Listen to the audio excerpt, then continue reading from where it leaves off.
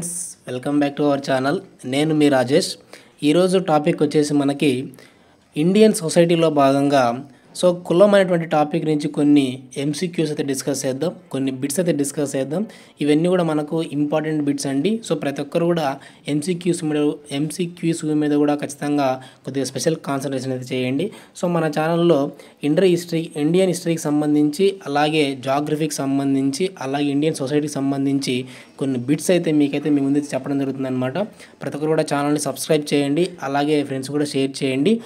Any job updates కోసం మన WhatsApp group link అయితే కింద ప్రొవైడ్ చేయడం జరిగిందన్నమాట డిస్క్రిప్షన్లో. దాని ద్వారా మీకు ఛానల్ అయితే జాయిన్ అవ్వచ్చు. టాపిక్లోకి వచ్చినట్లయితే ఒకసారి అబ్జర్వ్ చేద్దాం, 1 by 1 డిస్కస్ చేద్దాం. ఇక్కడ పరిమిత సమూహాలు, సన్నిహిత సమూహాలు గల జన సమూహాన్ని కులం అని పిలిచింది ఎవరు? ఓకేనా.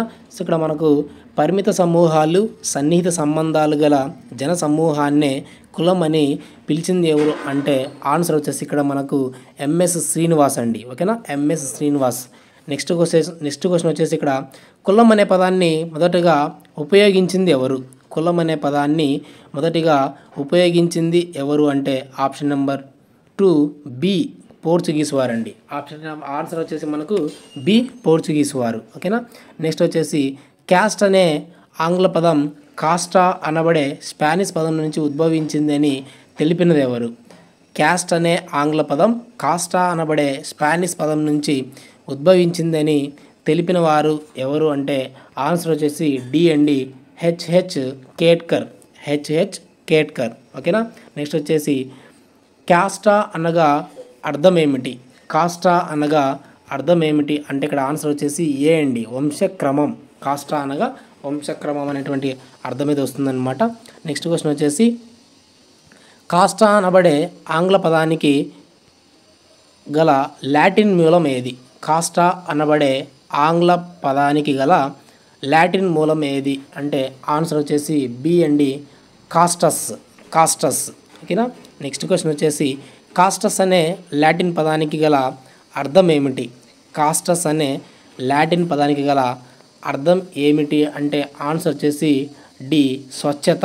ఓకేనా. స్వచ్ఛత అంటే ఇక్కడ ఏంటంటే కాస్టస్ అనేటువంటి లాటిన్ పదానికి స్వచ్ఛత అనేటువంటి అర్థమైతే వస్తుందన్నమాట. నెక్స్ట్ క్వశ్చన్ వచ్చేసి కులాన్ని సంవృత సమూహంగా పేర్కొన్నది ఎవరు? కులాన్ని సంవృత సమూహంగా పేర్కొన్నది ఎవరు అంటే ఆన్సర్ వచ్చేసి బి అండి, Madan and Majumdar. Madan and Majumdar. Next question వచ్చేసి భారతదేశంలో కనబడే ప్రధాన సామాజిక స్థిరీకరణ రూపం ఏది? భారతదేశంలో కనబడే ప్రధాన సామాజిక స్థిరీకరణ రూపం ఏది అంటే ఆన్సర్ వచ్చేసి బి అండి. ఓకేనా. ఇక్కడ ఆన్సర్ వచ్చేసి మనకు ఏ అండి. ఓకేనా. ఆన్సర్ వచ్చేసి ఏ. భారతదేశంలో కనబడే ప్రధాన సామాజిక స్థిరీకరణ రూపం ఏది అంటే కులం. ఓకేనా.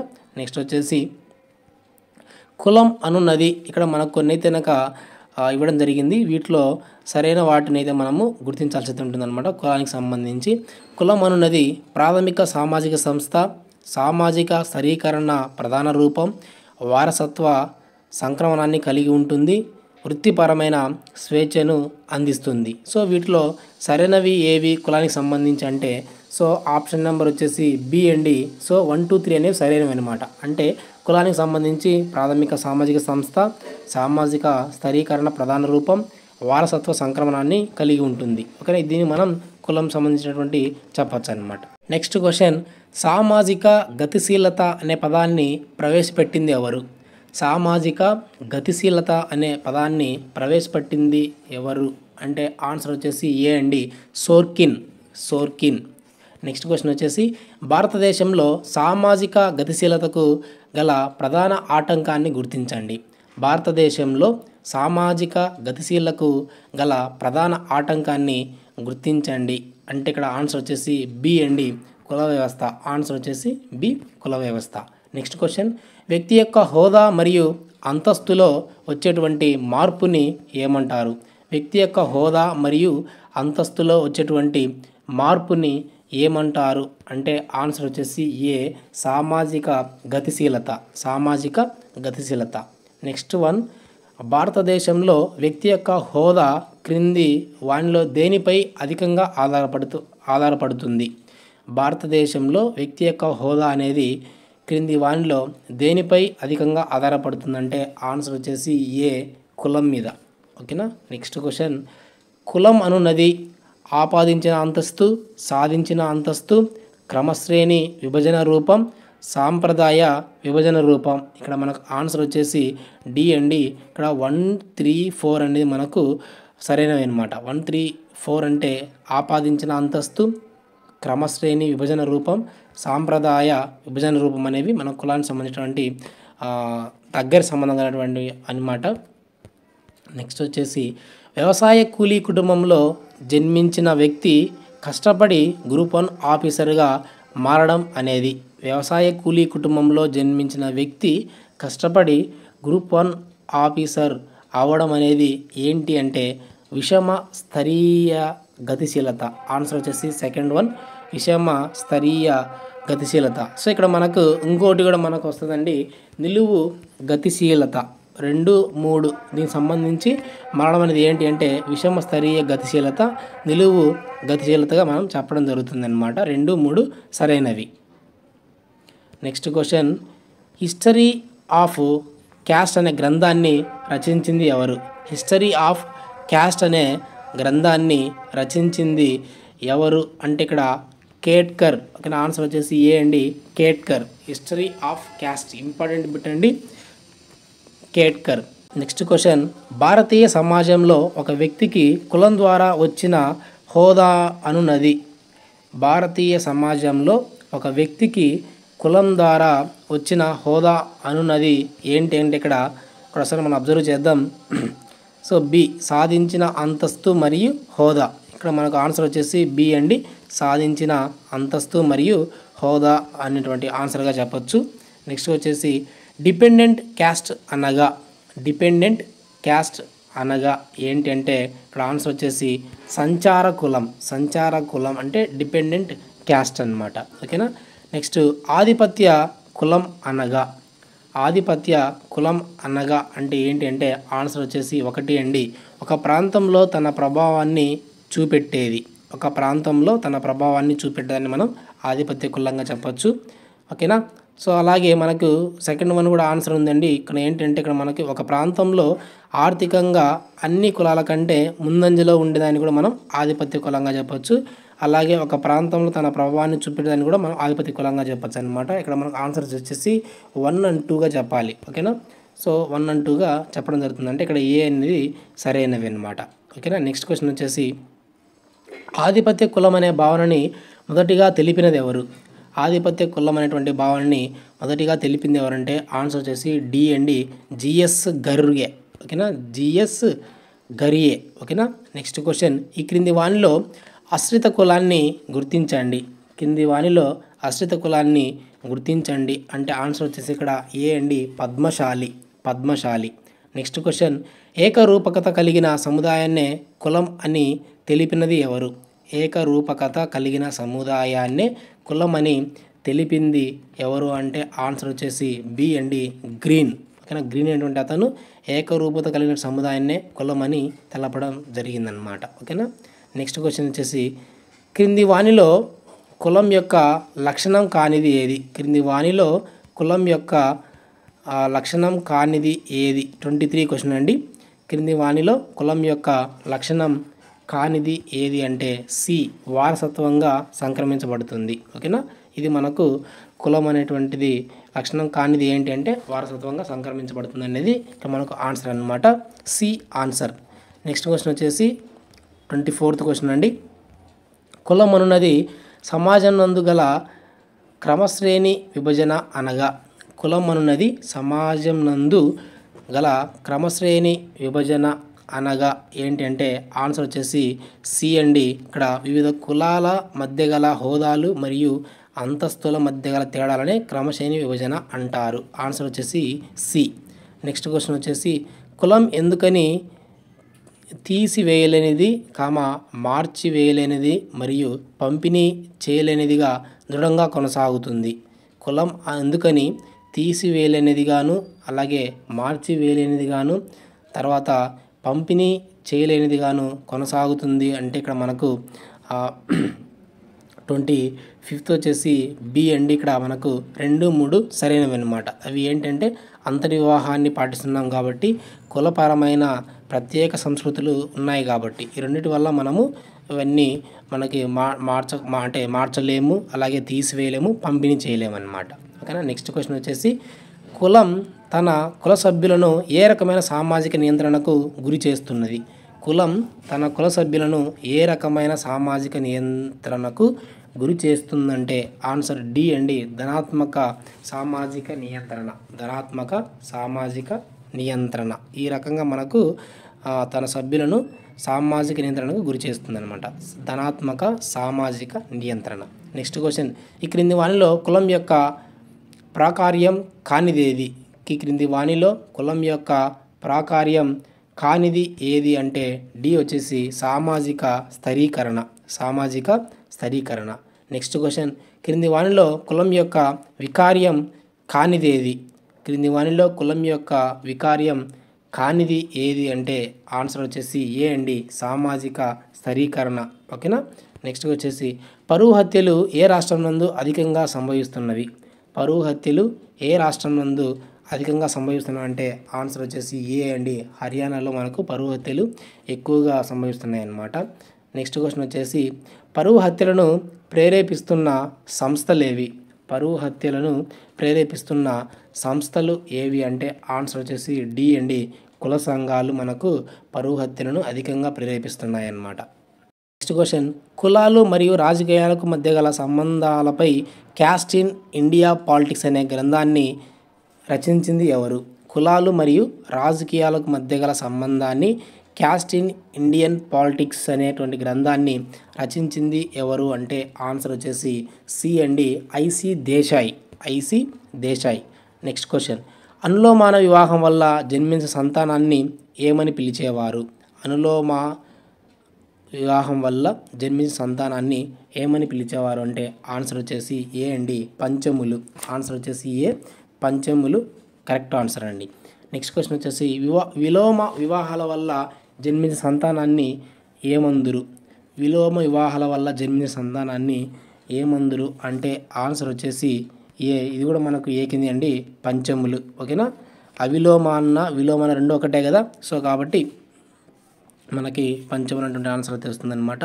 నెక్స్ట్ క్వశ్చన్ ఈ క్రింది వానిని జతపరచండి. ఒకసారి అబ్జర్వ్ చేయండి. జాతులే కులాలుగా మారినవి అనేటువంటి చెప్పింది ఎవరు? ఓకేనా. వివిధ రకాల సంస్కృతులు సమ్మిళితం కావడం వల్ల కులాలు ఏర్పడ్డావి. పరిణామ క్రమంలో కులాలు ఏర్పడ్డావి. భౌగోళిక వైవిధ్యం వల్ల కులాలు ఏర్పడినవి. ఇక్కడ మనకు 34 క్వశ్చన్ ఒకసారి అబ్జర్వ్ చేస్తే ఆన్సర్ వచ్చేసి ఏ అండి. ఒకసారి దీన్ని మ్యాచింగ్ చేద్దాం. సో ఏ అనేటువంటిది ఏగా అనమాట. సో కులాలు జాతులే కులాలుగా ఏర్పడినవి అనేది రిస్ట్లే. వివిధ రకాల సంస్కృత సమ్మిళితం కావడం వల్ల కులాలు ఏర్పడినవి చెప్పినటువంటి వ్యక్తి కూడా శరత్ చంద్ర రాయ్. నెక్స్ట్ వన్ వచ్చేసి 3C అనమాట. ఎస్బెస్టన్. పరిణామ క్రమంలో కులాలు ఏర్పడినాయని చెప్పింది ఎస్బెస్టన్. భౌగోళిక వైవిధ్యం వల్ల కులాలు ఏర్పడినవి అని చెప్పింది గిల్బర్ట్. ఓకేనా. అక్కడ మనకు ఆన్సర్ వచ్చేసి ఏ అనేటువంటి ఆన్సర్ అయితే వస్తుందన్నమాట. నెక్స్ట్ వచ్చేసి కుల ఆవిర్భావ సిద్ధాంతాలకు సంబంధించి క్రింది వానిని సరిగ్గా జతపరచండి. కుల ఆవిర్భావ సిద్ధాంతాలకు సంబంధించి క్రింది వానిని సరిగ్గా జతపరచండి అంటే సాంప్రదాయక సిద్ధాంతం అనేది మనకు జువేదంలో, జాతి సిద్ధాంతం అనేది రిస్లీ, బహుళ కారక సిద్ధాంతం హట్టన్, రాజకీయ సిద్ధాంతం యూరోపియన్ స్కాలర్స్. ఇక్కడ ఆన్సర్ వచ్చేసి మనకు ఏ అండి. ఓకేనా. ABCD. ఓకేనా. ఇది మనకు 35కి సంబంధించినటువంటి ఇన్ఫర్మేషన్. నెక్స్ట్ వచ్చి 36. సో కింది వానిలో కుల వ్యవస్థలో వచ్చిన ప్రాకార్యాత్మక మార్పుని గుర్తించండి. ఈ క్రింది వానిలో కుల వ్యవస్థలో వచ్చిన ప్రాకార్యాత్మక మార్పుని గుర్తించండి అంటే ఆన్సర్ వచ్చేసి ఇక్కడ మనకు ఏ అండి. వృత్తిపరమైన స్వేచ్ఛ లభించింది అనేటువంటిది మనకు కరెక్ట్ ఆన్సర్ అవుతుందన్నమాట. నెక్స్ట్ క్వశ్చన్ వచ్చేసి ఇక్కడ కులాలు ఏ ఒక్క కారణం వలనో ఏర్పడలేదు, చాలా కారణాలు తోడ్పడినవని తెలిపింది ఎవరు? కులాలు ఏ ఒక్క కారణం వలన ఏర్పడలేదు, చాలా కారణాలు తోడ్పడినవి అని తెలిపింది ఎవరు అంటే ఆన్సర్ వచ్చేసి సి అండి. హట్టన్ గారు. ఓకేనా. హట్టను ఈ సెంటెన్స్ చెప్పడం జరిగిందనమాట. ఓకేనా. Social change in modern India అనేటువంటి గ్రంథాన్ని రచించింది ఎవరు? Social change in modern India అనేటువంటి గ్రంథం రచించింది ఎవరు అంటే M N Srinivas garu. M N Srinivas. Next question, Indian villages అనే గ్రంథాన్ని రచించింది ఎవరు? ఇండియన్ విలేజెస్ అనేటువంటి గ్రంథం రచించింది ఎవరు అంటే ఆన్సర్ ఏ అండి. ఇది కూడా మనకు ఎంఎన్ శ్రీనివాస్ గారే రచించడం జరిగిందనమాట. సంస్కృతీకరణ, సామాజిక మార్పు, పాశ్చాత్యీకరణ మరియు ప్రాబల్య కులం అనే భావనను మొదటిసారిగా తెలిపింది ఎవరు? ఓకేనా. సంస్కృతీకరణ, సామాజిక మార్పు, పాశ్చాత్యీకరణ మరియు ప్రాబల్య కులం అనే భావనలను మొదటిసారిగా తెలిపింది ఎవరు అంటే ఆప్షన్ నెంబర్ ఏ ఎంఎన్ శ్రీనివాస్ గారు. ఓకేనా, ఎంఎన్ శ్రీనివాస్ గారు అండి. ఓకేనా. నెక్స్ట్ క్వశ్చన్ వచ్చేసి సంస్కృతీకరణ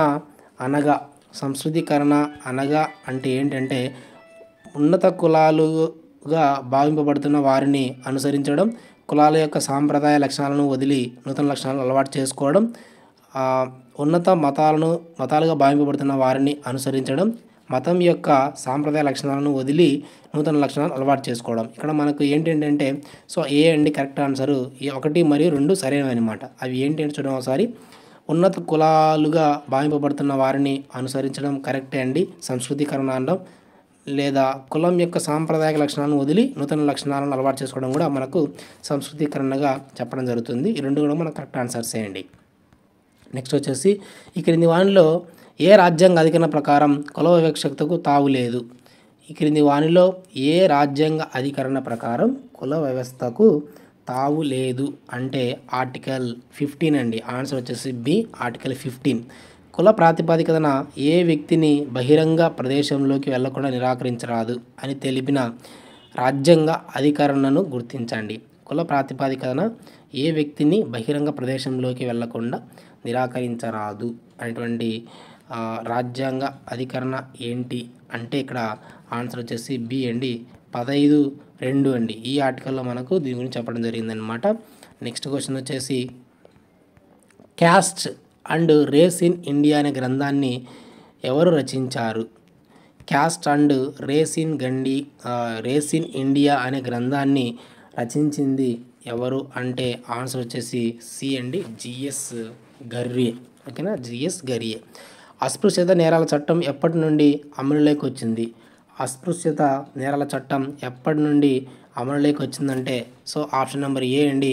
సో నవంబర్ 19, 1955 నుంచి మనకు అస్పృశ్యత నేరాల చట్టం అనేది అమలులోకి వచ్చిందనమాట. నెక్స్ట్ వచ్చేసి పౌర హక్కుల పరిరక్షణ చట్టాన్ని ఏ సంవత్సరంలో రూపొందించారు? పౌర హక్కుల పరిరక్షణ చట్టాన్ని ఏ సంవత్సరంలో రూపొందించారంటే 1976లో పౌర హక్కుల పరిరక్షణ చట్టాన్ని రూపొందించడం జరిగిందనమాట. అస్పృశ్యత నేరాల చట్టం ఏ అధికరణం ఆధారంగా రూపొందించబడింది?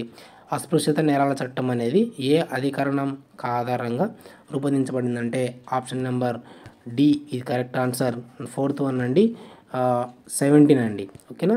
నెక్స్ట్ క్వశ్చన్ వచ్చేసి కొన్ని కులాల వ్యక్తులను బహిరంగ ప్రదేశాలలో సంచరించకుండా చేసిన దురాచారాన్ని నిషేధించిన రాజ్యాంగ అధికరణం ఏది? కొన్ని కులాల వ్యక్తులను బహిరంగ ప్రదేశాలలో సంచరించకుండా చేసిన దురాచారాన్ని నిషేధించిన రాజ్యాంగ అధికరణం ఏది అంటే article 19(1)(d). Article 19(1)(d). Next question వచ్చేసి ఎవరు ఎలాంటి వృత్తినైనా చేపట్టవచ్చని హక్కుని కల్పించి కులానికి గల వృత్తిపరమైన సంఖ్యలను తెంచివేసిన రాజ్యాంగ అధికరణ ఏది? ఎవరు ఎలాంటి వృత్తినైనా చేపట్టవచ్చని హక్కును కల్పించి కులానికి గల వృత్తిపరమైన సంఖ్యలని తెంచివేసిన రాజ్యాంగ అధికరణ ఏది అంటే సి అండి, article 19(1)(g). Article 19(1)(g). Answer వచ్చేసి మనకు సి అండి. నెక్స్ట్ క్వశ్చన్ వచ్చేసి వెలివాడల సంస్కృతిని నిషేధిస్తూ భారతదేశ పౌరులు ఎక్కడైనా నివాసం ఉండవచ్చని హక్కును కల్పించిన రాజ్యాంగ అధికరణ ఏది?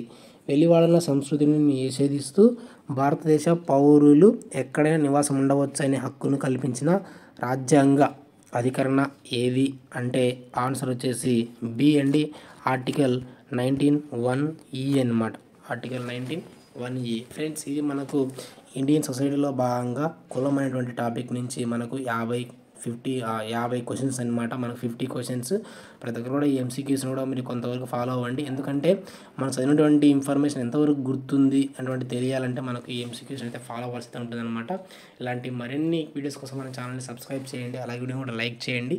మీరు వీడియోని లైక్ చేస్తే ఈ వీడియో మరికొంతమందికి రీచ్ అవుతుంది కాబట్టి ఖచ్చితంగా వీడియోని లైక్ చేయండి. Thank you for watching.